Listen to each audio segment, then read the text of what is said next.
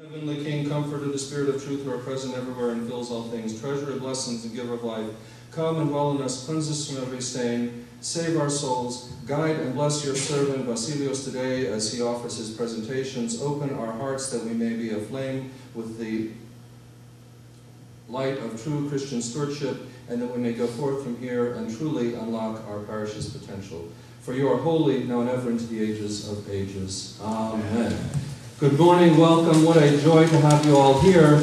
I don't know who's more excited, Bill or myself, but I know Bill is because the emails and the phone calls we've been having are just tremendous. And he'll tell you about that. I would like to thank also the other members of our metropolis, because this is being offered on behalf of Metropolis. We happen to be hosting it. Tomorrow there is a presentation in Ambridge as well that Bill will be doing. And I thank Father Nick Kalkis, Father Frank Milanese, Stephanie Romali from Ambridge, and the others that were involved in kind of getting this all originally together, and we're really pleased and honored to be able to host it today. I am only going to take about 60 seconds to introduce Bill, because what he has to say today is what you came for. And some of you may not know Bill, and so let me just tell you that he's a lawyer, and a very successful lawyer, and so I really believe the purpose that God made him a lawyer for was to enable him to do all this other stuff, to give him the time and the resources. So he is also, in terms of what we're familiar with in the Archdiocese, he has been on the Archdiocesan Council. He is an Archon of the Ecumenical Patriarchate, Leadership 100, correct? All of those. And many other things that simply go with the life of a servant of Christ in the church. I have entitled him, I don't know if anybody else has, but I called him a stewardship and church growth evangelist. And why would you say evangelist? Well, he's not wearing any robes, and he doesn't have a degree from Holy Cross in Boston. But I actually believe that he has a very substantial degree from the University of Faith Is My Life, because I've seen him over the years, we've heard his presentations, and what he offers, one, because he truly believes it, and two, because it is true stewardship, pouring out of his heart for the good of the church. He travels all around the country to do these workshops. He was kind enough to come here in our metropolis, and he is trying to light the flames of this good news, because an evangelist brings good news. It is great news that you are here today, because he is very much into lay participation in the life of the church. It's good to see our clergy here, because he's interested in making sure that the whole church is involved as well. So I'm not going to take any more of his time. I want to thank him for being here, honoring us. I want to thank him for the many years of work he has put into what he is going to offer today and continues to offer to the church. And please join me in thanking and praying for his success. Thank you. God bless you. Thank you. One bit of housekeeping before we get started. Father, thank you so very much. We could not have done this without your support and the support of so many that made this possible. I've given you an evaluation form. I'm going to ask you to please fill out the evaluation form. You can fill it out now if you already know the answers, but I'd suggest you might wait a little while and see how it goes. But we really want you to fill out this evaluation form, because that's how we make this program better. As Father said, today you're going to begin an entirely new journey in your life if you're willing to take that journey. It's entirely up to you. I will tell you, I started my journey a few years ago, and it has fundamentally changed my life in one of the most extraordinary ways that I can ever possibly imagine. It has enriched me in ways that I never thought were possible. If you will allow the Holy Spirit to enter into you and begin a unique stewardship journey, it will be the most extraordinary experience of your life. I have to warn you, however, it can also be extremely dangerous. It has almost gotten me thrown in prison in Guantanamo Bay. No, that's true. That's true. Let me explain to you what I'm talking about. A few years ago, I was called to do this stewardship keynote address up at the metropolis of Chicago. And it was incredible. It was hosted by the parish of St. Euthydius. After I was done, they gave me a laminated piece of stone with an icon of St. Euthydius. But it was an incredible program. Wonderful people just like you. Exciting ministry work, talking, engaging people. It was fantastic. Frankly, I didn't want to go. But leave I must. So I packed my bags and went to O'Hare Airport. Y'all need to know I am a medallion frequent flyer. I travel at least once a week, which means I have a system to get me through the TSA screening area. I have a special suitcase packed a special way, special toiletry bag packed a special way. I even wear travel-safe clothing. So I get to O'Hare Airport, put my suitcase on the conveyor belt, I go through the metal detector, TSA agents take a little extra look at my suitcase, no big deal. I have a system. Then I notice as he calls the TSA supervisor over to look at my suitcase, but I'm not worried because I have a system. Then I notice the guy has stopped everyone else from coming into the TSA screening area. Now that's usually not a good sign. After a moment, the TSA supervisor looks at me very seriously and he asks me the 3 questions, those 3 dreaded questions. Sir, did you pack your own suitcase? I replied yes. Has that suitcase been in your possession at all times since you packed it? I replied yes. Did a total stranger give you a package to carry on board the aircraft today? Well, this is not my first rodeo, and therefore I know the only acceptable answer to that question is absolutely not. And I look and I say, sir, is there a problem? And he gets real serious and he looks at me and he says, yes, sir, there appears to be a bomb in your suitcase. What? Lord, I said, look, you must be mistaken. You're looking at somebody else's suitcase. And he flips the screen over and sure enough, there's my suitcase. Sure enough, in the upper right-hand compartment, there is a bar of plastic explosive with wires coming out of it. And I'm thinking, Lord have mercy, how did somebody get a bomb in my suitcase? And then the genius says, sir, we're going to ask you to open up your suitcase. I'm thinking, this is a great idea. They've closed the screening area. No one else is there. These 2 guys are standing behind the metal wall, so when that sucker blows up, I'm the only fool who's going to get taken out. But I was angry because I have a system.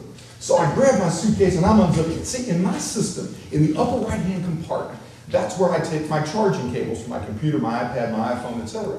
But I never put a bomb in there. And as I'm unzipping it, I finally realized what had happened. Remember earlier I told you that the parish had given me a laminated piece of stone with an icon of Is Stewardship. I had wrapped it in a cloth and sat it on top of the charging cables to provide additional cushioning. But when you look at it from an x-ray machine straight down, it looks like a bar of plastic explosion with wires coming out.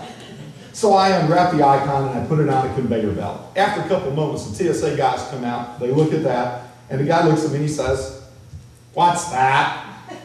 Now I have learned that honesty is always the best policy. So of course I replied honestly, it's an icon. Guy looks at me and says, what's an icon? And that was when I realized that God had given me an opportunity to serve witness to our Greek Orthodox faith. So I launch into this explanation about icons and the lives of the saints and the veneration of icons and the life of Ashnakadios. This guy's soaking it all in. After I finish my explanation, he reverently picks up the icon and puts it through the conveyor belt by itself, right? I guess to make sure it was a solid piece of stone. Now y'all need to know what's been happening. For the last 5 minutes, the TSA screening area at O'Hare Airport in the Delta Terminal, the 2nd busiest airport in the world, has been closed down because of yours truly. Naturally, this has caught the attention of the O'Hare Airport management. So they sent a supervisor over. They say me and the TSA guy talking. The O'Hare Airport guy comes up and he says, points to the icon, he goes, what's that?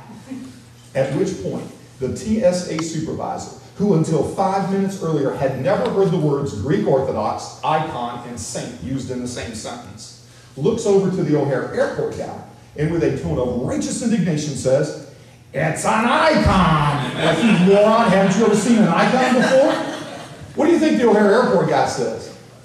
Well, it's an icon. And that was when I realized God had given me a second opportunity to serve witness to our faith. So I launched into my explanation. Now, this is honestly a true story. They eventually ushered me out of there. Here's the moral of the story. There's good news, bad news. First piece of good news. Every day of your life, God will give you the opportunity to serve witness to your faith if only you will take it. Second piece of good news is, if you're ever going through O'Hare Airport and you're looking to pick up a couple more stewards for your church, I've already done the heavy lifting. There's 2 guys there just waiting to be picked. Bad news is, you don't ever want to travel with me? So I have a little red check mark next to my name that says, often travels with icon of a dead saint that looks like a bomb.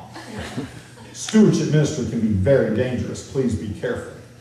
Now, every program I ever do always begins with philosophy from the 2nd greatest Greek philosopher of all times. Second only to me, of course. You may have heard of him. His name is Socrates. He once said the following thing. He said, you cannot teach adults new things. You can merely create the environment in which they discover the truth for themselves. So in the short time we have together, please don't expect me to teach you anything. But in this time, we're going to create an environment where you can discover the truth about your individual, unique stewardship calling. Now, the Socratic Method was all based on questions. Socrates only asked questions. That's what he taught. So I want to begin using the Socratic Method by asking you two fundamental questions I want you to reflect on today. Here's the first question. Do you believe in John 3:16? Do you believe in John 3:16? In John 3:16, we learn that for God so loved the world that he gave his only begotten Son, that whosoever shall believe in him shall not perish, but shall have everlasting life. And it's that last phrase that I want you to focus on with me. Do you believe in the story of the resurrection? Do you believe in the possibility of heaven?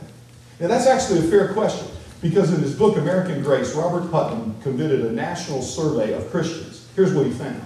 80% of Christians in America believe in God, but only 52% of Americans believe there's something after this life. So that's my first question to you. Do you believe in the story of the resurrection and the possibility of heaven? If you do, raise your hand. Clergy, y'all done a good job. Everybody raise their hand. So that leads me to my second question. Are you ready? If this was the moment when you were called to meet your Maker, is the state of your faith and the body of your work sufficient to assure you of the right answer? Now, if your answer to that question is, yep, I'm ready, sit back, relax, I ain't got anything for you. But if you're like me and you realize there's much more we can and should do, then please sit down, fasten your seatbelts, return your seatbacks and tray tables to the locked and upright position. We're fixing to go on a wild ride.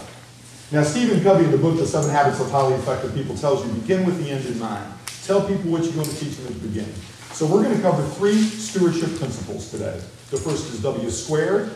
The second is the mob was wrong. And the third is PPS. We're going to cover 2 stewardship tactics today. In the business world, we talk about ROE, return on equity. But in stewardship, we're going to talk about RO plus E. And finally, we're going to talk about a new parish paradigm, the way in which you're going to achieve of unlocking your parish's potential. And that's an MBO through COM. And that's the end of my presentation. Are there any questions? Few of you might want to know what that means. All right. Well, let's begin.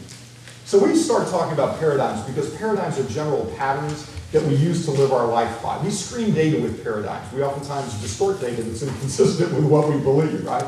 My goal for you today is for you to experience a fundamental paradigm shift, a significant change in your view of your stewardship. That's what I want you to do. Nothing less audacious than this. I want you to come out of here fundamentally changed with what you think you knew about stewardship. So, as Father warned you, this is an audience participation program. And in an audience participation program, every member of the audience must participate. If you do not participate, I will humiliate you in front of your colleagues. Do we understand each other? This is one of the first times you'll hear me say, I did not come here just to make you feel good. I came here to tell you the truth. So here's our first audience participation exercise. I want everybody sitting where you are to kick off your shoes. I'm serious. Take off your shoes. Look, I know you wore your holy socks, but we're all family here. It's okay. All right, here's what I want you to do. I now want you to take your right shoe. For those of you that are dyslexic, that's this one. I want you to take your right shoe and put it on your left foot. Don't be laughing at me yet. This is the funny part. I want you to put your right shoe on your left foot. You know what's coming next. I want you to take your left shoe and hit the person next to you. No. I want you to take your left shoe and put it on your right foot. Okay? Right shoe, left foot, left shoe, right foot. How does that feel? He's glad he's wearing sandals. 40 degrees out here and he's wearing sandals. Okay. That's right. You do. How's that feel? What? Strange. What'd you say? Awkward. What? Weird. It doesn't fit. Somebody said uncomfortable? Yeah. This is not right. Unbalanced. Good. That's where I want you the rest of the day. I don't want you comfortable, folks, because I did not come here just to tell you the truth. I came here to tell you all of the truth and make sure you understand what you're doing. I want you in a state of cognitive dissonance. Now, as a member of the Archdiocese and Legal Committee, I'm required to remind you that should you need to get up to use the restroom or for any other purpose, would you please reverse your shoes? We would not want anybody falling down and suing the church. It would be a very bad gesture. So here's where I'm going to take you today on your fundamental paradigm shift. And it starts with my own confession. About 7.5, 8 years ago, I realized that everything I thought I knew about stewardship was wrong. See, in addition to being a lawyer, for about the last 25 years, I have been working in fundraising for churches, nonprofits, and other Christian organizations. Multiple different schools, United Way, churches, you name it. I've been blessed in my life to be involved in capital campaigns that have raised over $100 million, annual campaigns that have raised over $25 million, annual stewardship, you name it. I've worked with 5 of the best secular and nonprofit fundraisers in the world. I thought I knew everything there was to know about raising money and stewardship. And finally, I realized, after a journey, I really didn't. When I said stewardship, when you hear stewardship, what's the first thing you think of? Money! Show me the money, right? That's what you think about. That's what your parishioners think about. Here's what I want you to understand. Stewardship is not primarily about raising money. That's not its primary purpose. That's a secondary purpose at best. Stewardship is a spiritual expression of faith, and it ultimately implicates our salvation. What stewardship is really about is giving thanks, which therefore means every day ought to be Thanksgiving Day. My paradigm shift is to begin you to focus on something that maybe you haven't thought about before. Each and every one of you have a unique genetic composition, a unique upbringing, unique skills, and unique God-given talent. No two of you are exactly alike. If we were made by a divine creator, do you think that was an accident? No, it was by design. So let's give you a little scientific education at the same time while you're getting here. This may be a little bit hard to see on the screen here, but bear with me. So this is actually a photograph that my daughter, who's getting her PhD in genetics up at Hopkins, we were talking to Father Fed about it, actually provided me. This is a photograph down at the cellular level of your intestinal region. And here's a couple of interesting things that you see when you see this. First of all, if you see these little bright white dots on every one of the cells, that's the DNA in that cell. We talk about the DNA, the genetic composition, and you can actually see it at this level in every one of the cells. These little clusters up here of small cells are stem cells. They are cells that create other cells. You heard the controversy about embryonic stem cells. Well, it's not just in embryonic stem cells. Stem cells exist in other organisms, including in our intestines. So here we are with cells that can make other intestinal cells. This is the hardest thing to see on this slide, but if you look at it, you'll see there's these little blue lines in various places along here. Can you all see that all right? What those are is, though they call them neurons, they're pipelines to your brain. There are over 200 million neurotransmitters connecting cells in your gut to your brain. So when someone says, "What's your gut say?" or "follow your gut," they're actually giving you good scientific advice. Our Creator has given each and every one of you at this level something extraordinarily unique. Those little DNA dots in each and every one of you is different. The journeys you've taken, the things you've experienced, the problems you've overcome and are yet to overcome are all unique. The skills you have are unique. Why did He do that? Why did He give you those gifts? You have been given a unique stewardship calling. You have been given a unique stewardship calling by your Creator. Today we begin you on the journey. And the way I like to articulate it is the 2 most important days of your life. Here are the 2 most important days of your life. The first is the day you were born. And the second is the day you figured out why. I want you to start, if you haven't already started, and if you have started, I want you to take another step. And your journey of figuring out why did your Creator touch you with a unique genetic composition, with unique skills, and unique abilities. In Matthew, we're told, the Lord said, "He who does not take up his cross and follow me is not worthy of me." He has challenged us to take up our crosses with whatever it is that we have to bear. And Lord knows y'all have different things to bear. And to follow Him on the journey. And I want to help you down that journey. So we will begin with an intelligence test. Those of you that have been to my programs know that I like to administer an intelligence test at the beginning of the program. Depending on the results of that intelligence test, I will then adjust the rest of the program to match the intellectual capabilities of the audience. Y'all ready? Don't look, it's not in your programs. I'm not an idiot. This is my first rodeo. I know how to do this. So here's what we're going to do in this intelligence test, right? In a second, I am going to flash a saying on the screen. all I need you to do is count the number of times the letter F appears in the saying. Okay? That's it. For those of you that are good students and never got an F, come see me afterwards. I'll show you what an F looks like. Okay? Does everybody understand the rules of the intelligence test? This is a very important first step in the intelligence test, because if you don't, we got problems. Okay? Saying comes up on the screen. All you got to do is count the number of times the letter F appears. Y'all ready? Here we go. If I can hum the Jeopardy theme, I would. Not too hard, is it? I don't want to tax you this early. Y'all ready? You done? Folks, you are studying. This is not that hard. All right, here we go. Raise your hand if you only found one F. You didn't finish? Oh, okay. Well, we're going to give our sister over here one more chance. You ready? Which glasses you got? You got your good glasses? See, this is extra time for the rest of you, right? Okay, here we go. Raise your hand if you only found one F. Raise your hand if you only found two Fs. Raise your hand if you only found three Fs. Wait, hold it, keep it up. I need to count. 1, 2, 3, 4, 5, 6, 7, 8, 9, 10, 11, 12, 13, 14, 15, 16, 17, 18, 19, 20, 21, 22, 23, 24, 25, 26, 27, 28, 29, 30, 31, 32. Okay. Raise your hand if you only found four Fs. 1, 2. Raise your hand if you only found five Fs. 1, 2, 3, 4, 5, 6. I'm always very careful when I hold up 5 fingers in front of a Greek audience. I don't want to insult them. Raise your hand if you only found 6 Fs. 1, 2, 3, 4, 5, 6, 7, 8. Raise your hand if you found 7 Fs or more. Isn't that amazing? You all were looking at the exact same thing and cannot agree what you saw. Anybody that's ever been to a General Assembly meeting knows exactly what I'm talking about, right? I have administered this intelligence test hundreds of times, and I will tell you that in its administration, overwhelmingly, the number one answer is 3. The correct answer is 6.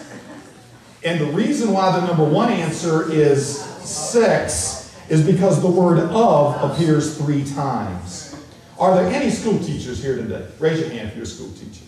1. There you go, Mr. You're the problem. Right here. There you go. Just so we understand each other. Reason why. These academic types taught us something called phonics. And in phonics, our brain translates the word OF to OV because that's the way it sounds. Of. Right? Now, there's actually a scientific word that describes this phenomenon. When you're in a Greek audience, you have to pronounce this word very carefully, okay? The word is scotoma. Please pronounce it carefully. We don't want to insult anybody. What a scotoma is when your eyes see something, but your brain translates it in a different way. What this exercise, by the way, just so you walk away with here is something valuable other than your own unique stewardship column. What's the best way to proofread something? Backwards. Right? When you read something backwards, the words don't make any sense, and thus the scotomas are less likely to impact. See, so now you learn something valuable other than stewardship. But the reason why, and we teach this in our law school, we teach proofreading too, right? But we're not here to learn how to spell, we're not here to learn to pronounce. What we're here to talk about is that every one of you have scotomas. Every one of you have things you've seen and translated a different way, and you're stuck in the wrong direction on that. What we have to do here today is to break through all of those scotomas, to get you to leave them at the door, to start with a clean sheet of paper and begin again. And that's what I really wanted you to do. That's why we went through this exercise. Just to show you how different, y'all aren't the way you always were, right? I mean, some of you know each other. I typically like to ask, so what do we see when we see each other? What do we really know about each other? See, y'all have some dirty, dark secrets that you never shared with your fellow brothers and sisters from your parish. Father gave you one perspective of me, but there's another whole dimension that you may not be familiar with, right? So you look at me now, this is what I look like. And this from Clergy Lady a couple years ago. This is the way I used to live. Oh, cut me some slack, man. It was the late 60s. We all look like that, right? Back then I was playing in a soul and funk band with 8 black guys, and the name of the band was Almost Midnight. Now, the point of this story is all of us were different decades ago. We looked different, we knew different, we thought different. But over the course of our journey, we have evolved to where we are today. What I want you to do is to recognize that we're going to take you in an entirely different place. I want you coming out of this program Not looking like that. But I want you to come out of this program in a different place than you were when you began this program. So let's begin the journey. Now, in the course of going through this, as Father mentioned to you, for the last 4.5 years, every available weekend, I've been on the road, traveling throughout our archdiocese, teaching this program. I've logged over 75,000 miles. Here's just a little pushpin map of cities that have hosted the program, and in every city it's like this one where there are multiple parishes involved. Here's what I've discovered in talking to our faithful, not just in the Greek Orthodox Church, but in other Orthodox churches too, throughout the country for the last 4.5 years. Here's the challenge that we face. Ultimately, the biggest challenge we face is we have a sin challenge. And I'm not talking about necessarily the sin you're thinking about, although I suspect we have that also. What I'm talking about is, I've discovered 3 things. We have a spirituality challenge, we have an income challenge, and we have a numbers challenge. That's what everyone's telling me they're experiencing in their parishes. Spirituality, income, and numbers challenge. Now, ultimately, I'm going to walk you through a process that will get you to the conclusion. Let me tell you where the conclusion. The root cause of our parish challenges is actually a stewardship problem. Our people neither understand nor truly practice what stewardship, true stewardship of their time, talents, and treasures, and tithes are all about. That's really what we have. But here's what I've discovered. You know, one thing I love about speaking with Greek Orthodox folks is everybody is an expert. Everybody knows everything. I get to work with the most intelligent people on the planet because y'all know it all. And you're happy to share it with me and everybody else, aren't you? So what happened is, in the course of this journey, I realized that sometimes we have scotomas that keep in the way of us understanding what's really going on. So we've decided to change it up, to stir the pot up a little bit, make you understand. Let's talk about what the facts are, not the theories that we have, not the hyperbole, not the games, not the excuses. Let's talk about the shown up facts. So we're going to break down all of your myths by focusing on the spirituality challenge, the income challenge, the numbers challenge, and we're going to get you down to what the real truth is, and then we'll build you back up again. Here's the way we like to articulate it. Ultimately, in our parishes, we have an unemployment problem and an underemployment problem. And I'm not talking about their day jobs. I'm talking about an unemployment problem are parishioners who are not involved in any ministries of the church or any services. They are just no-shows. And we have an underemployment problem with people who are sometimes involved, but not as involved as they could be.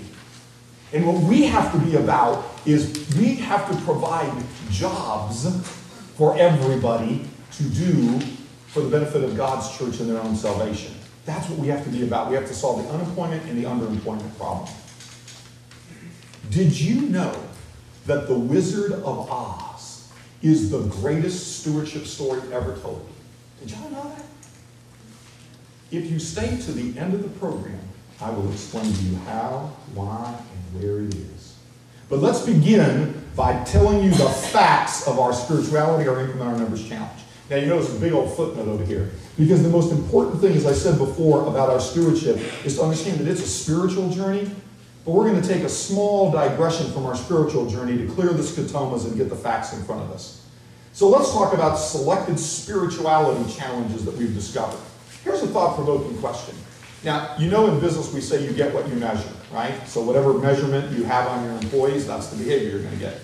We know how you're measuring your financial stewardship results. You have income statements, you have expense statements, you have Excel spreadsheets, you have software packages, phenomenal measurement of financial stewardship, right?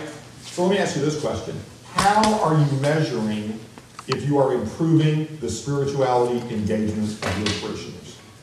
The reason we have churches is not just to build buildings, is not just to hold Greek festivals, is not just to have a P&L.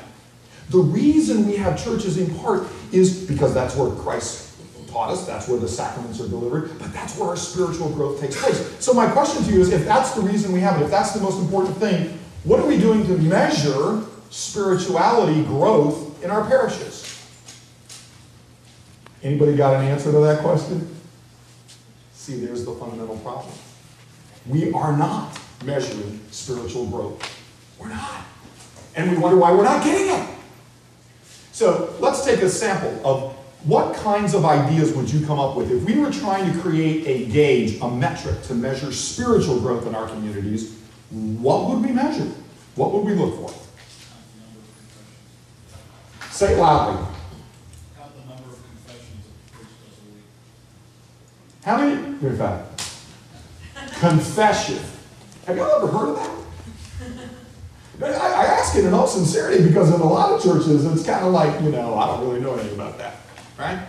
The sacraments. Not just confession, but of course confession. The sacraments. How many sacraments are we delivering? Right? That's why principally we have church. What else would we measure? Chrismations. Absolutely. What else? Attendance at church. Attendance in church. I mean, do we have people showing up to God's house to hear His word? That's a good measure. What else? What? Ooh, weekday attendance. How many, don't raise your hand on this one, I don't want to embarrass you. How many of you know that there's some services other than on Sunday? It's pretty funny, isn't it? Not so much. Anyway, what else would we measure? We're trying, yes? Ooh, a nuance here. Not just attendance, but on-time attendance. Hey, now we're really mixing it up. I like that. What time does divine liturgy start? See, if everybody can't shout it out right then and there, we know we got a problem. Yes? Somebody had a hand up. What about those who promote different tactics and promote and bring individuals to change evolution? How would we measure that? You're exactly right. What number, how will we measure that? How will we measure that? What you're talking about? How do you measure it? Yeah. I'm saying to instill those to grow the spirituality, the engagement, the participation, and encourage the change to grow with the times. You are absolutely on target. Now I'm asking you a precise question. How are we going to measure what you're talking about? Because you're right, but how are we going to measure that? Say it loudly. Engage, learn, and listen to each other, which is this leadership, which is the backbone to the church. How do we measure it? I'm asking how many new leaders? What else? You're on the track. You're on the right track. How many new ministries? New blood. How many what? New blood in parish council involvement. New blood. How many new people do we have? Parish council involvement, engagement, ministries, leaders. Right? What else? You guys are always on the right track here. Outreach programs. Are we reaching out to someone other than our own faithful? Yeah, you get a high five too.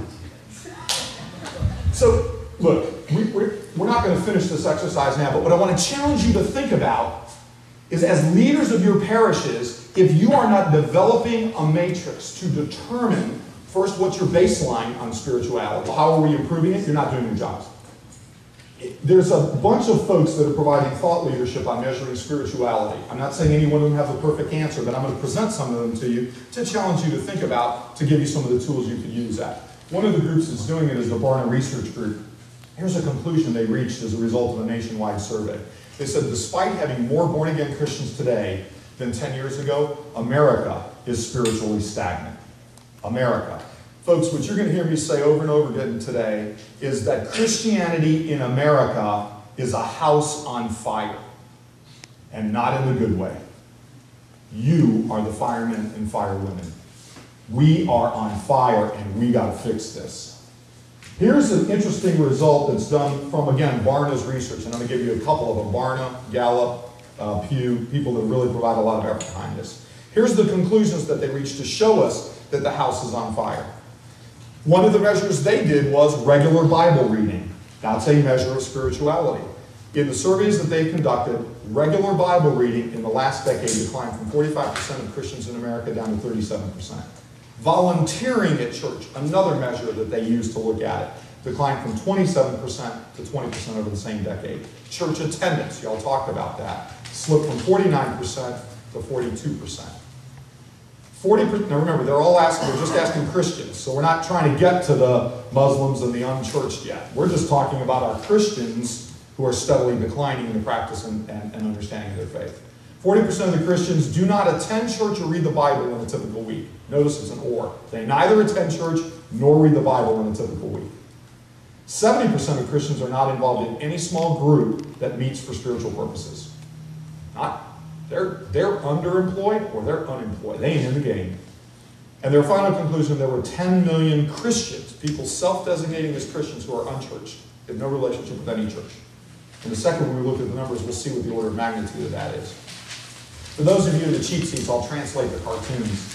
So there's a president of a parish council fussing at his pastor. This is in the Southern Church, right? He says, we're trying to run the church, pastor, but you make it sound like you want us to do something, well, spiritual.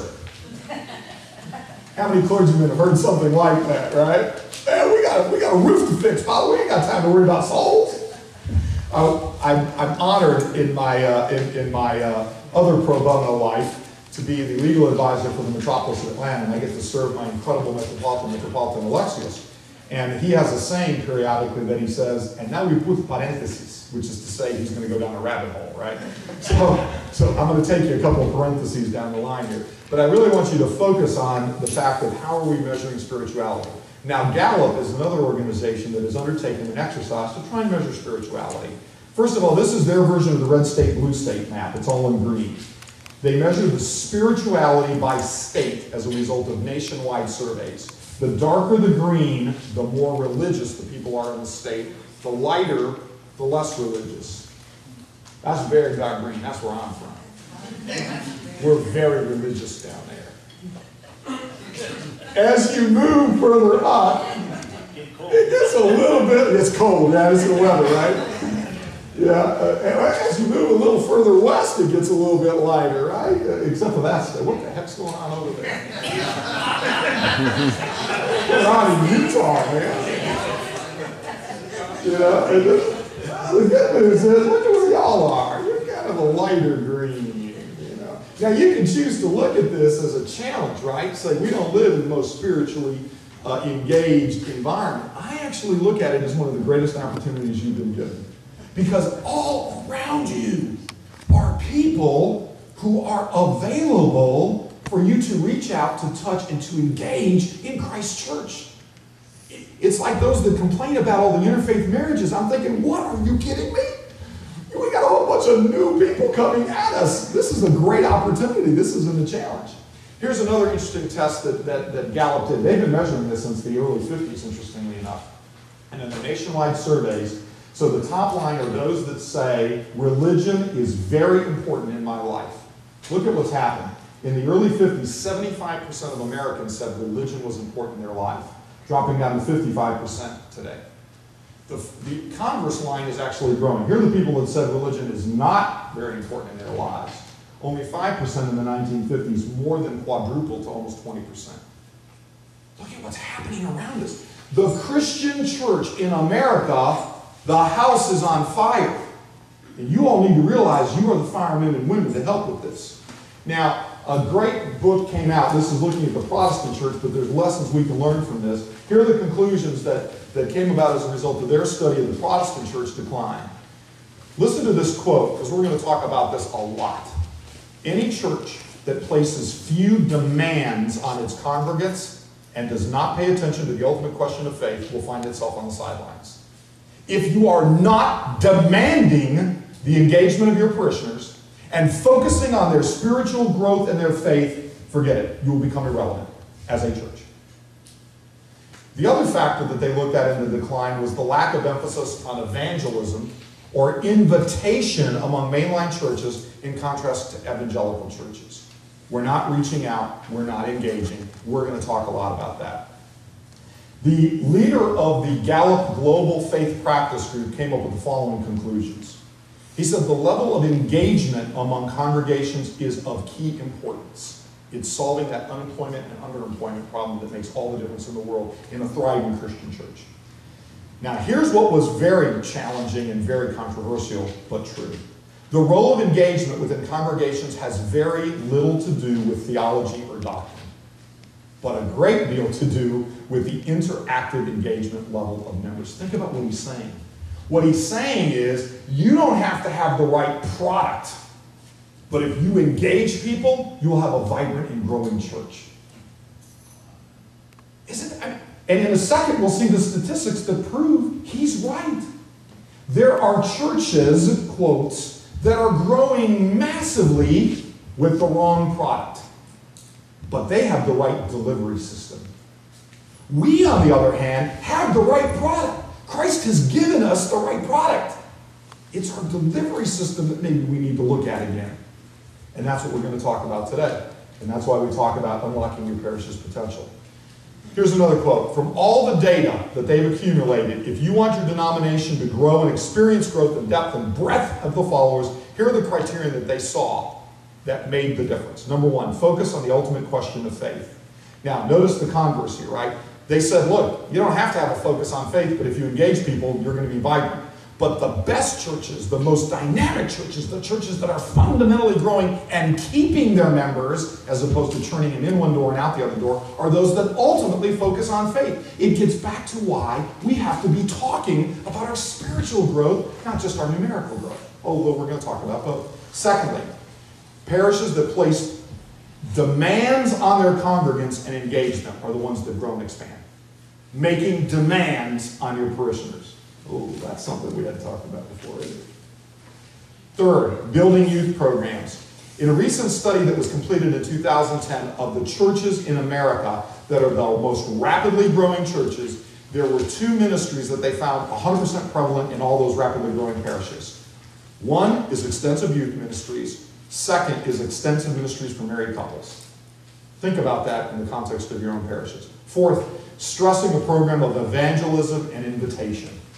You want a growing and dynamic church, you have to be about evangelism and invitation, bringing people into the faith. And if you don't think I'm telling you the truth, we're going to see some statistics in a second that show one of the most rapidly growing churches, I mean no disrespect when I do that, but we'll see why I say that in a second, is the Mormon Church in America. 6 months ago, I'm taking a shuttle bus from a Greek Orthodox parish remote parking lot to their Greek festival. And on the bus were 5 young men, all in their black suits. One was African American, one was Asian, 3 white guys. In their black suits, their white shirts, and their black ties, with the Book of Mormon and a variety of different proselytizing material. And they were coming to our Greek festival. They weren't just coming to dance the supo. Let's talk a little bit about one of the critical challenges. Remember I told you periodically I'm going to put some parentheses and really challenge you? This is one of those moments. This is direct study as a result of the Pew Forum, which is one of the best researchers on religious issues in America today. Quote, the millennial generation, those born after 1980, are less religiously affiliated than any previous generation. 1 in 4 Americans aged 18 to 29 do not affiliate with any particular religion. This is the highest degree of disaffiliation that we've ever experienced. They're more than twice disaffiliated than those of us in this room that are baby boomers. Here's the actual chart that shows that. It's a complicated chart. Let me read it for you up here. Okay. This matrix, this axis over here shows the percentage of people that say they are not affiliated with any religion, from 40% down to 0. This are the decades, from the early 1970s to the late 2000s. Here are the different lines. The bottom line, which is red, is the greatest generation, those born before 1928. Here's the silent generation, born between 28 and 45. Here's what most of us are, baby boomers, born between 46 and 64. Here's the Gen Xers that we used to hate until the millennials showed up. Here are the millennials. 26% of them say they are not affiliated with any religion. This dot over here shows you where we were, the baby boomers, when we were the same age as the millennials are today. Only 13% of us said we were not affiliated with any religion. In less than 2 generations, the level of disaffiliation has more than doubled. And the trend continues to grow. Is there anybody here that doesn't think the Christian church in America house is on fire? So I have 4 provocative youth questions for you here. First question. Raise your hand if there are any colleges or universities in your area. Yeah, y'all should be all raising your hand. Here's my second question. Are there any Orthodox students that attend those colleges and universities that are not from your hometowns? You think? Yes! Here's my third question. Do you know all of them? A few of you nodded your head. Usually it's the priest. Leads me to my 4th question. What are you going to do about it? What are you going to do about it? Let me give you a couple of examples. I ran an experiment to test this hypothesis in Atlanta. Emory University is in Atlanta. So I tried to reach out to all the Orthodox kids that would come to Emory. One day I found out about this girl from Philadelphia. It was years ago. And so I called her on Sunday and I said, I am not a stalker. Unfortunately, in today's society, you have to say this. I said, but I want to reach out and welcome you on behalf of the Greek Orthodox community of Atlanta. I want to let you know that we're here for you. If you need to ride to church on Sunday, come call me. If you can't get home for Easter, you're coming to our house. If you need access to anything, if you break a tooth and you need a dentist, you call me. She said, thank you very much. I appreciate that. That was on a Sunday. Thursday, I'm in my office and get a telephone call from her father. He said, you are not, when my daughter called me and told me that the church had reached out to her, my wife and I, who were paranoid about the fact that we had sent our daughter so far away from college, immediately felt so much better. And I want to thank you for that. And then he said the magic words. And now we put parentheses. I had a partner who was a politician in the state of Georgia. And he once said to me, he said, Bill, you know how you can control someone? You know how you can absolutely own someone? And I thought, this will be interesting. He said, do something for their kids. You do something for someone's kids, they'll do whatever you want. And so now we go back to my story. Man asked me the magic question. The magic question is this: what can I do for you? And I said, you do the same thing. You reach out and talk to some people. He said, well, I'm not sure I can do that. I'm a busy surgeon. Now, I've known this guy for less than 5 minutes on the telephone, and my response was a little controversial. I said BS, only I actually used the words. And there was a moment of silence on the call as he processed this. And then he laughed. He said, you know, I think you're right. I said, I know I'm right. I'm a busy lawyer, but I found the time to reach out to your daughter. Don't tell me you can't do this.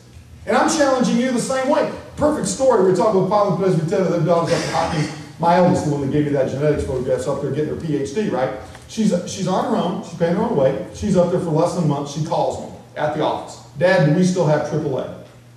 Father never wants to hear their daughter call and say, do we still have AAA? I said, Alexis, what happened? She goes, no big deal, Dad. Car won't start. I just need to know if we have AAA or if I need to make another arrangement. I said, where are you? She said, I'm in Baltimore. I said, no, where exactly in Baltimore are you? I want to know the street intersection.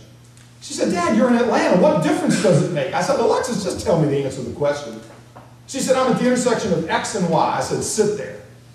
I called one of my Greek Orthodox friends in Baltimore. I said, he wasn't home. I called another one of my Greek Orthodox friends. He answered. I said, surely to goodness, there is a mechanic in the Baltimore area that you think is trustworthy. And he said, where's your daughter? See, I knew that was the question he was going to ask. I said, she's at the intersection of X and Y. He said, don't worry, Thanasi's gas station is 7 blocks away. So I said, that's great. He said, I'll call Thanasi, you call your daughter. Less than 5 minutes later, I'm on the phone to my daughter. I said, Alexis, sit right there, Thanasi is on his way. She said, who in the heck is Thanasi? I said, you don't need to worry about that, just do whatever he says. A couple hours later, she calls me. She goes, Dad, it's unbelievable. I'm sitting there, all of a sudden, up comes a record, says Thanasi's. Tows the car in, fixes it, and he promised he wouldn't take my credit card for payment.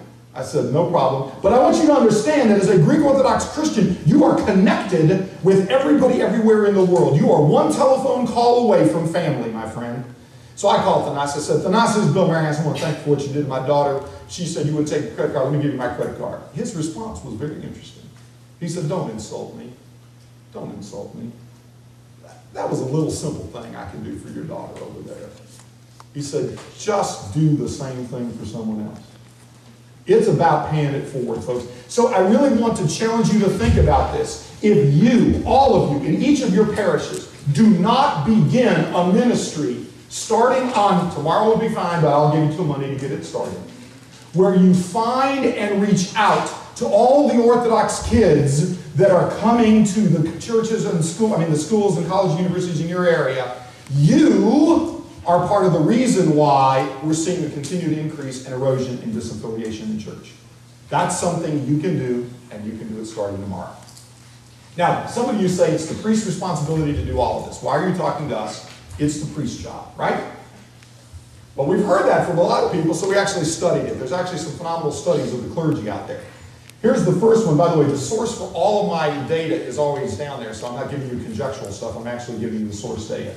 Clergy in America, quote, clergy in America have not been sufficiently trained as CEOs of the institutions to be comfortable and conversant with contemporary fundraising technology and techniques. This is a more interesting survey. They did a nationwide survey of Christian clergy in America. 77% of them said they were very or extremely satisfied with the training that they got in their seminaries on theological and liturgical issues.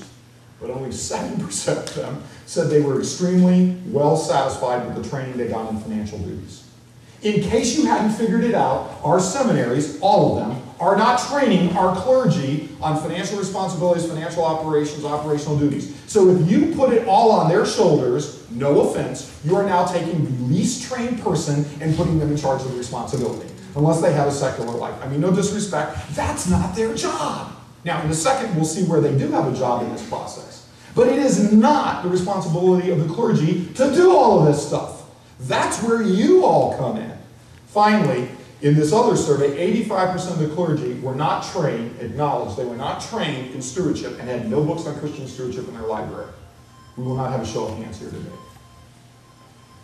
I like this, tell the president I'm not available, by the way. Okay? So I like this cartoon over here. This is an Episcopal church, and you know that because in the Episcopal church, the president of parish council is called the senior warden.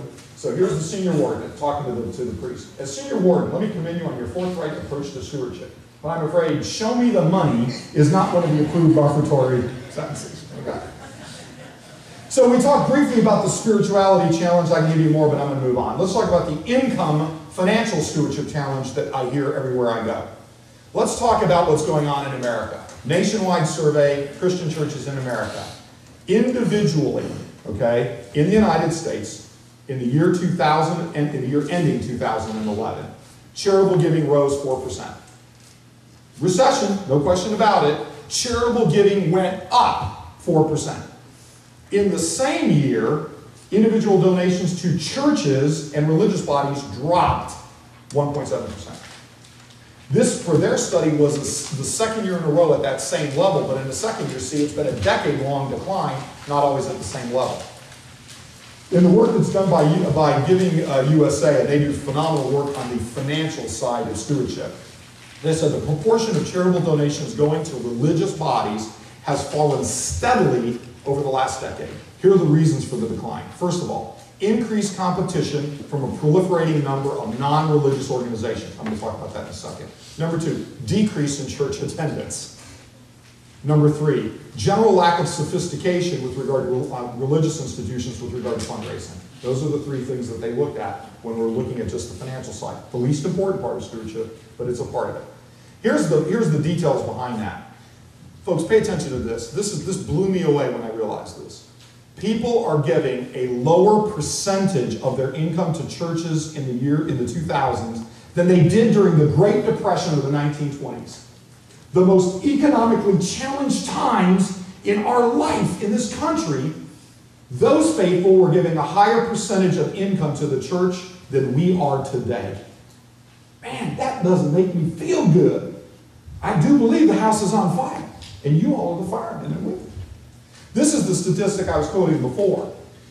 In a decade ending right around the 1990, end of the 1990 period, the number of nonprofit 401c3 soliciting funds more than doubled to 600,000. The number of churches in America stayed relatively constant at 380,000. To put it in business terms, the competition for the charitable dollar is doubling, and we're staying the same or declining. Lastly, in 1985, religious entities received 53% of all charitable donations. That has declined now to about 37% in the year 2007. Don't worry about any particular number. Let's look at trends. Because at any particular number depends on what you measure, right? It's like, it's kind of like the proverbial story about the guy that jumped off the 25-story building, and as he was falling very rapidly, around the 10th story, guy hollered out the window and he said, "How you doing?" The guy said, "So far, so good." So let's not worry about the specific data point. Let's worry about the trends of what's happening over here, okay? Let's look at some charitable giving facts. Again, the source of each and every one of these is listed at the bottom, so you can go back and look at the source material. Direct quote. Nearly all nationwide survey of Christians. Here's the conclusion. Nearly all the parishioners interviewed said they in fact could give more than they do and believe they should give more than they do. To use business terminology, your customers have told you they believe they ought to buy more product. They know they should give more. They believe they should give more. There's not a whole lot of salesmanship that's necessary in a circumstance like that. Second quote, the number one reason that both pastors and parishioners cite as the major barrier to to Christian generosity is the individualistic consumer society that we live in today. It's what I call the Burger King phenomenon. How many of you old enough to remember the Burger King ad campaign? It said, have it your way, right? Because when you go to the Burger King restaurant, you are their customer. And we know something about customers, correct? The customer is always right. I am the customer. I'm the most important person in the world. If the food is not to my satisfaction, I send it back. And hope you don't spit in it when it comes back to me. Because I'm the customer. We have allowed that same philosophy to invade our Christian church, and it's hurting us.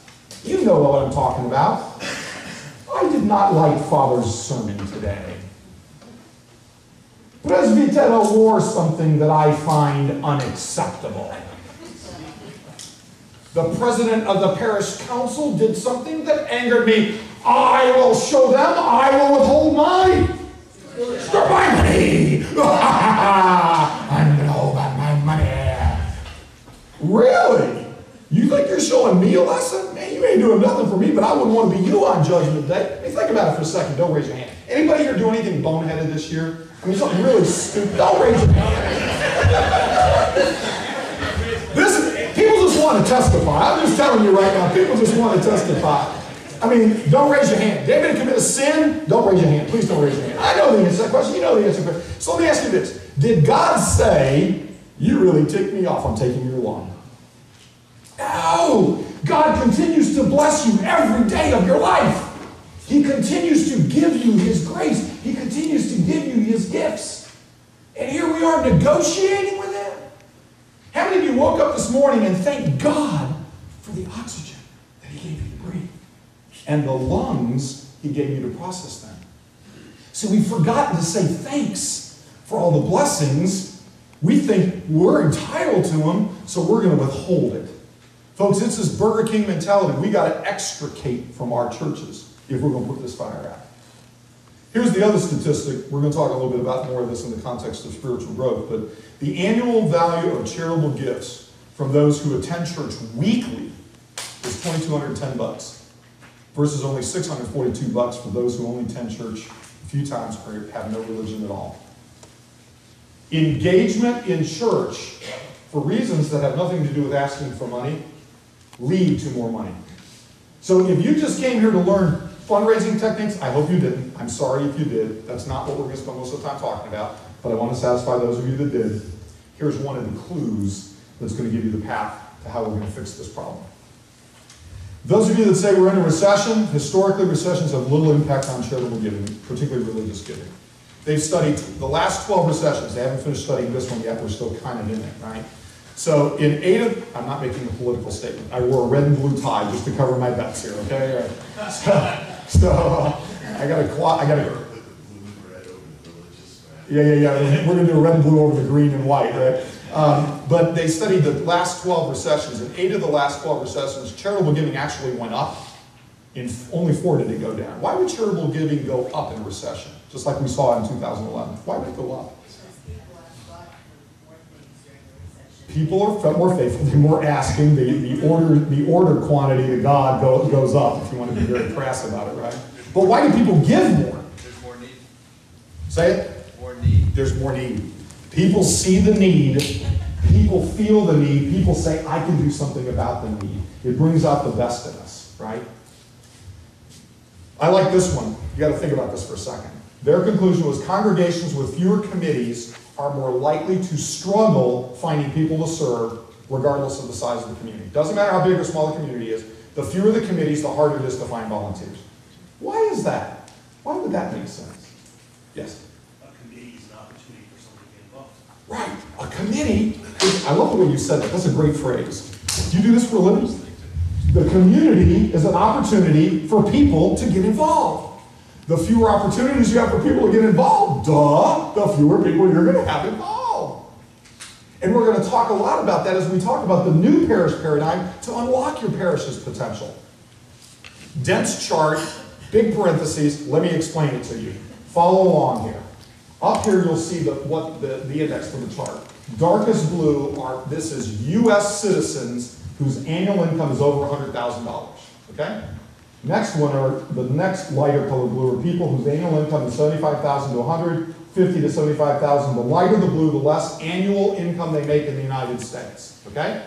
Along this axis, we have the religious ethnic groups. We used to say that Greek Orthodox and Orthodox Christians were the second wealthiest in the United States, only behind the Jews. We've now been leapfrogged by the Hindus, right? So when you look at the percentage of their population whose income is over 100,000, 75 to 90, this is where you get to the annual income by religious affiliation, right? So there we are, number 3. Look who's below us, by the way, the mainline Protestant, the Mormon Church, the Roman Catholics, the Evangelical Protestants, the Muslim Churches, and so forth. So when you look at the statistics, let me break it down for you real simply. Third highest level of income in the United States are your fellow parishioners. Third highest, top quartile. Are you with me? Remember that data point. Now let's apply it to our church. In 2010, the reported total income of all Greek Orthodox parishes in our archdiocese was $230 million. That was what our Greek Orthodox archdiocese parishes report as annual income. A little bit later on, I'll explain to you where I came up with this number. But we know that about 52% of the income from our churches came directly from our stewards in the form of direct stewardship. Okay, only 52%. So if you take 52% of that number, you get to about $120 million came directly from our stewards in the form of direct stewardship. With me so far? How many Greek Orthodox Christians do we have in the United States? Give me a number. How much? 500,000? Anybody got a different number? Higher? What do you got? Give me a number. 5 million. They get about 2 to 3 million.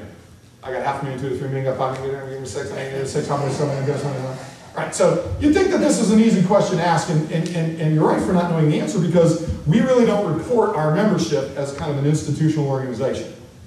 For decades, the Greek Orthodox Church, the Archdiocese, said we had 1.5 million Greek Orthodox Christians. Nobody was really sure how we came up with that number, but we came up with that number. A couple years ago, His Eminence the Archbishop said, well, it's probably closer to about 1 million, but they don't all actively practice. There were 2 studies that were done recently to try to actually pinpoint that number. They came up with a slightly different number. Alexei Krendach, in his work for the Assembly of Canonical Orthodox Bishops, in trying to measure the number of practicing Orthodox Christians in America, his number was about 470,000. Pew and Gallup did another version of it. They came up with about 550,000.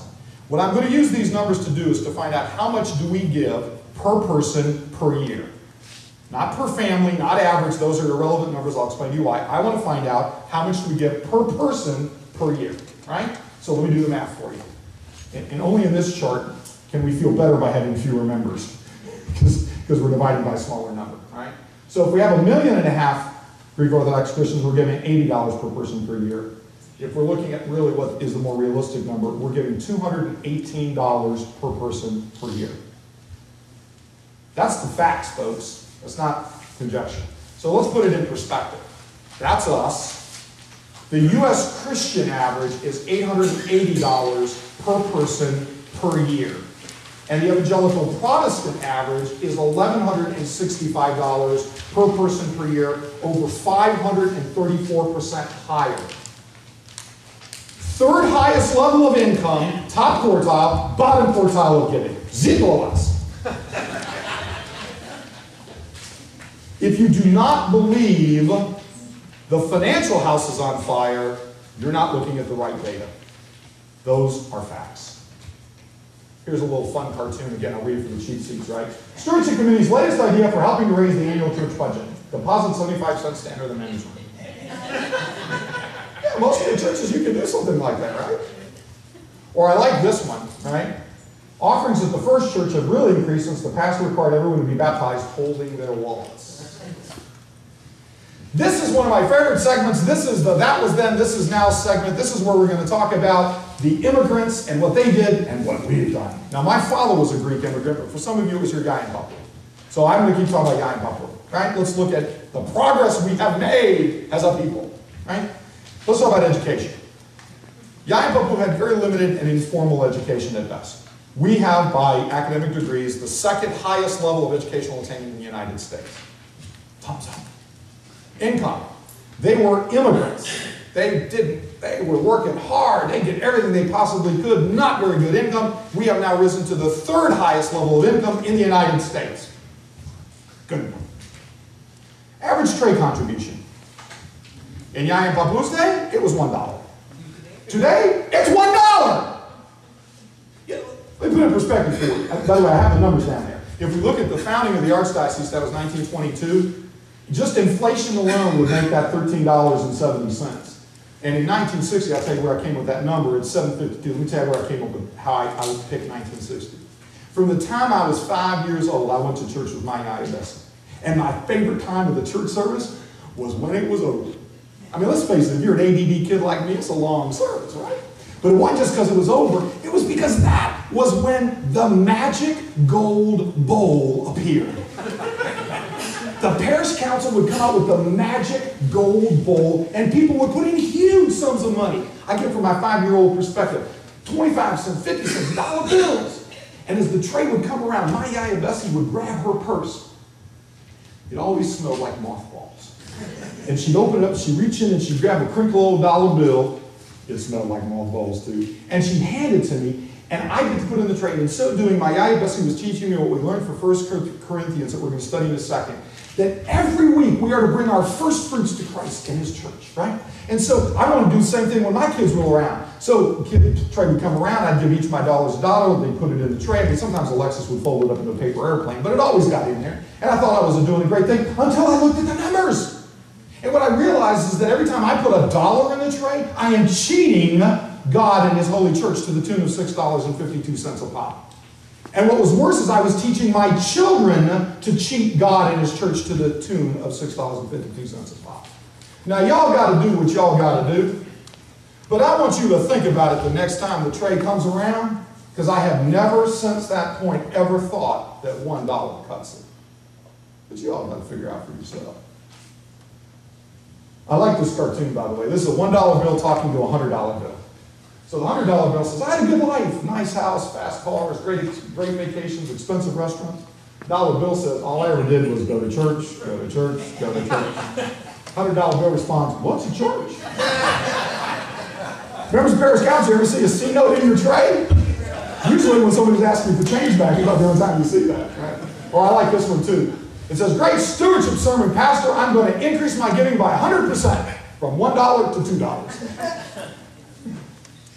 Here's 2 bonus questions, folks, just to finish up the kind of financial segment, because this is the least important part, but we like to have a little fun along the way. What was the most impactful invention of Greek Americans to save the Greek Orthodox Church, and when did we invent it? Whoppa! No offense, I got my festival coming up next week. I'm spreading out the road. I'm driving down the road trying to figure out if I know where I'm going, and there's the big old Greek festival sign that I saw, right? But we invented the festivals in the late 70s and early 1980s. Realistically, there were no Greek festivals before then. So let's put some perspective around that. Let's talk about, back to Yaya and Papu. What percentage of the church budget in Yaya and Papu's day came from the Xeni? I'm not talking about the converts. I'm talking about people that are not Orthodox at all. 0. Where are we today? 28%. You'll see the numbers in a second. On average, this is an average, Greek Orthodox churches in America require that 28% of what it takes to keep their church open has to come from people who are not Orthodox faithful. The financial house is on fire. So let's switch over to numbers facts, because I want to get into the most important part. Here's again the statistics with the source below it. This is from Barna. Nationwide U.S. church stewardship research. 90% of churches have no stewardship plan. On average, Americans spend about 50 hours a week watching TV, working, 12 hours watching TV, 1 hour. 1 hour per week, on average, on religious and volunteer activities. 37% of churchgoers, people actually going to church, give 0 to their church. Let's talk about growth, because we're talking about numbers now, right? Overall, U.S. church membership declined by a little over 1% in 2011 compared to 2010. U.S. Christians, about 145 million in America, declined by 1%. Here is the conclusion that they reached as a result of this, and this came from the 2011 yearbook on American and Canadian churches from the National Council of Churches. the direction of membership increase or decline was stable, which meant churches that were growing continued to grow. Churches that were declining in membership continued to decline in membership. If you're growing, you're going to continue to grow. If you're declining, you're going to continue to decline. Let's look at the differentiation. Major denominations that are declining. Now, again, this is the source of the National Council of Churches yearbook. The number here shows you the size of that denomination. So the Southern Baptist Convention is the second largest Christian denomination in America, right? The United Methodist Church is number 3, okay? So the Baptist Church went down half a point, the Methodist Church down 1 point, the Evangelical Lutheran down almost 2 points, Presbyterian Church down 2.5 points, Lutheran Church Missouri Synod went down 1%, Episcopal Church down 2.5%, American Baptist churches went down 1.5%, United Church of Christ down 2.8%. Steady declines, continued declines. You look at it over time, they are continuing to decline. Is that true of Christianity in America? No, actually, there are some denominations that are growing. Here they are, again, listed in rank order. First one's a little deceptive. The Roman Catholic Church is continuing to increase in membership. But let's look at why. Overwhelmingly, it's as a result of the Hispanic and Asian immigration to the Roman Catholic Church. They are gaining the benefit that we gained in the 1920s with the great immigration influx, right? But let's look at the rest of these, where they are growing, but not as a result of an immigration phenomenon. The Mormon Church, up 1.5 points. Assemblies of God up 0.5 point. The Jehovah's Witnesses up over 4%. The Church of God in Cleveland, Tennessee, up 3.38. Seventh-day Adventist Church, 4.3%. Folks, if you actually study the theology, and I mean no disrespect to these folks, I really do mean no disrespect, they are not theologically sound with the right religious product, but they are growing rapidly at the very same time that other churches are not. Wrong product, right delivery system. We know we have the right product. What we need to fix is our delivery system. The numbers do not lie. These are the facts. So, how are we doing? Let's look at the Greek Orthodox Church and we don't report membership, right? Baptisms. Here's the latest chart. Actually, the new chart just came out. Father Michael just sent me the results. The trends are continuing in the wrong direction, right? So, baptisms, fairly steadily declining. Again, don't worry about any one data point. Let's look at the trajectory. Chrismations, declining. There's a few years where there's a bump up every now and then, but overall, bless you by the way. Priests, take the day off. I'm doing all the blessings today. You're good. How about weddings? You know, we like to throw around statistics, and you know the old expression, statistics don't lie, but liars use statistics. You ever heard that? You know the proof of that one, by the way? The following. Pickles will kill you. Pickles will kill you. Here's my proof. 100% of the people born before 1800 who ate a pickle are all dead. About 90% of the people who died in a plane crash or a car crash ate a pickle sometime in their lives. And they force-fed laboratory rats 10 pounds of pickles and they all died. Therefore, clearly, pickles will kill you, right? So we have to be careful when we use statistics, and we have to kind of put some perspective around that. So let's talk about the weddings in the Greek Orthodox Church. If you look at the number, variation of somewhere between 60% of the weddings within the Greek Orthodox Church are interfaith weddings, right? Where one member is not Orthodox before. But let's tell you what's missing from that statistic. How about the weddings that involve one Orthodox Christian that don't take place in the Orthodox Church? 100% of those are interfaith weddings, but that whole couple has chosen a different denomination to get married in. When you factor those numbers in with our numbers, best estimate is somewhere around 90%, 80, high 80s to 90% of our marriages involve interfaith marriages. That to me is one of the greatest opportunities we have for the growth of the Orthodox Church that we're not taking advantage of, okay? And trust me, this comes from someone who is a product of an interfaith marriage, as my wife converted from the Roman Catholic Church to Orthodoxy. But that's the trend. But, by the way, there's some good news. Something's growing in our church. Funerals. So here's the bottom line of this overwhelming, mind-numbing numerical session to really present you the facts about our spiritual problem, our income problem, and our numbers problem. Here's the conclusion. Church membership is declining. Church sacraments are declining. Church contributions are declining. Member spirituality, by all measures, is declining. Church relevance is declining. Church stewardship is declining. However, church disengagement is actually, by our youth, is growing. Church membership deaths are growing, and really, Dependence on festivals is increasing. That's the facts, folks. Now what, Ollie? Here is the solution. It's represented by the FUD, F-U-D, pronounce it carefully, factor, right? Fear, uncertainty, and doubt. We either run away screaming, we bury our head in the sand, or, oh, how many of you came here prepared to give up? Anybody? Okay, good. Now we can begin in earnest. We know the facts. We know the house is on fire. We know our spirituality, our income, our numbers challenge. We know what the problem is, right? What in the world are we going to do about it? Because y'all didn't leave at this point in time. So let's begin. First, by understanding what is stewardship. Now that we've broken you down, let's build you back up again. Now, to study and understand what stewardship is, we have to go to the only authoritative source on stewardship, and obviously I'm talking about Holy Scripture, because that's what we're going to learn. In 2 Corinthians, we're confronted with the reality, but this I say, he who sows sparingly shall also reap sparingly, and he who sows bountifully shall also reap bountifully. It's however you put it out there, that's what you're going to get back. How many of you remember the Sermon on the Mount?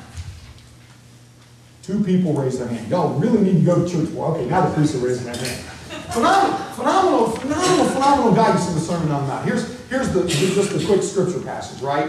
So the quick version is Jesus says, give them something to eat. They said, look, we only got 5 loaves and 2 fishes. He said, okay, bring it here. And then everybody was satisfied. They took 12 baskets full of stuff at the end. And there were about 5,000 men that were fed. Now, they only counted the men because, of course, women and children are unimportant. No, I live in a female-dominated household. I have a wife, 2 daughters. Even our fish are females. Believe me, I got it. Okay? So that's the quick version of the Sermon on the Mount. But let's study it a little bit further. What's the first thing? What's the first thing Christ said? He said, you feed them. Notice what he said. You feed them. He didn't say, look, I can do it. Come on, I'll take care of it. What? He said, you feed them. Oh, that's very interesting. I was hungry and you gave me something to eat. I was thirsty, you gave me something to drink. I was naked and you clothed me. What is Christ telling us? He's saying, you do it. You do something about it. I want to ask you to think about what have you done in your lives to feed somebody? Well, then the disciples come back and say, we can't, something like that. I mean, this is obviously the non-spiritual version of the story. Christ said, okay, bring it here to me. Bring it to me. And what does Christ do with these things? He causes them to multiply in an unimaginable manner. They start with 1 basket and end up with 12. And in the meantime, best estimate, about 10,000 people were fed. When you get done counting the men, the women, the children. Think about the glory of God that happens in this. He commands us to feed them, and then we bless you. Again, I got blessings. Y'all are okay. Don't worry about it. He commands us to feed them, and then when we don't do it, he says, okay, bring it to me. I will cause it to multiply, and then I'm going to help you feed it. Christ is giving us clear guidance. In Luke, this was on the title slide. For everyone to whom much is given, from him much will be required. Notice the word is required. It's a mandate. And then the lawyer loophole. Oh, by the way, and if you've been given even more, guess what? Even more will be required of you. And in Deuteronomy, we learn that every man shall give as he is able according to the blessings the Lord your God gave you. See, the message of this is all proportional giving. Giving in proportion to the blessings that you have received. Do you realize that every day of your life, God gives you 1 million, 1 trillion, an unimaginable number of blessings? But what's critically important, there's 2 that I want you to focus on. Every full day of your life, God will give you the gift of 24 hours. And the second gift he's going to give you is the gift of free will to determine what you're going to do with the first gift. That's what I want you to focus on. In 1 Corinthians, we learn that on the first day of the week, by the way, for those of you that have electronic calendars, that's Sunday, not Monday. On the first day of the week, let each one of you lay aside something, storing up as he may prosper. I will send your gift to Jerusalem, which was the church center at the time. What's the message of this passage? Weekly giving. Every week you're to bring in the first fruits. This is what my Yaya Bessie was teaching me every week, right? How many of you are old enough to remember the facula, the envelopes? Other than the envelope that was there to pay for the envelopes and the 2 for the holy days, how many envelopes were in the box? 52. Why? There's there's 52 weeks in the year, right? And then some genius on the parish council said, I got a way that we could save $1.72. We're only going to print 12 envelopes. And then not long thereafter, another genius on the parish council said, I got a better idea. We'll save another 62 cents. We won't print any envelopes. If your job is to keep your expenses down, I will give you the solution now. You can take this to the bank. Close your church. Your expenses will go to zero.